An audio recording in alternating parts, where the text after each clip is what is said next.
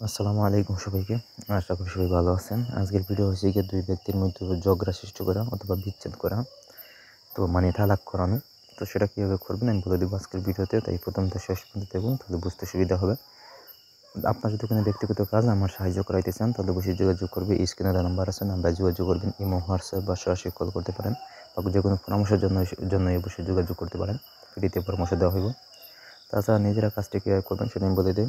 এই যে দেখতে পাচ্ছেন যে নকশাটা তৈরি করবেন সেটা বুঝ পাতায়, অথবা হয়েছে যাদের মধ্যে ঝগড়া লাগবেন তাদের কাপড়ের উপর অঙ্কন করবেন, 2টা তাবিজ লিখবেন, যে কোনো অমাবস্যার রাতে এটা লিখতে হইব।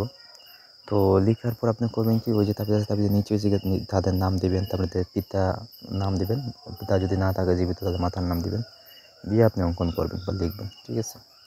তো লিখা হয়ে গেলে আপনি করবেন কি, সূরা ইয়াসিন আপনি 21 বার পাঠ করবেন। পাঠ করার পর আপনি রাতে ফু দিবেন 21 বার ফু দেওয়ার পর আপনি অমাবস্যার রাত্রে, যেদিন আপনি তৈরি করবেন রাত্রেই আপনি পুরাতন গুরুস্থান যাবেন, গিয়ে আপনি পুরাতন কবর দিকে কবরে আপনি তাবিজটা পুঁতে দিয়ে আসবেন। তো তাবিজের ভিতরে চুপটা পেরক দিবেন, তারপর হচ্ছে গিয়ে আপনি দুধটা গাছ দিবেন, পেঁচার লুম দিবেন, তাবিজের ভিতরে ঢুকাইয়া তারপর তাবিজটা ওই পুরাতন কবরস্থানে পুঁতে দিয়ে আসবেন কবরের উপরে, ঠিক আছে।